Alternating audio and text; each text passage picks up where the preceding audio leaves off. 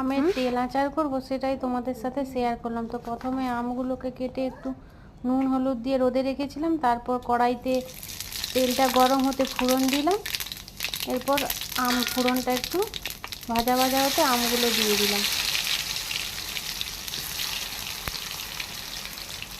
সব আমগুলো তুলে দিলাম, এরপর একটু নাড়াচাড়া করবো, আমগুলো একটু ভাজা ভাজা হবে।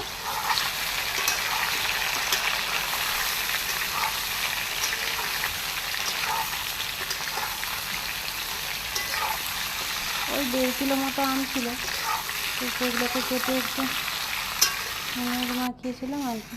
এবার পরে ভাজা ভাজা হয়ে যেতে চিনি দিয়ে দিলাম। চিনি প্রায় 1 কিলো 250 মতো লেগেছে। কি পোড়া ছিল গো চিনিটা। এরপর চিনিটা দিয়ে নাড়াচাড়া করলাম।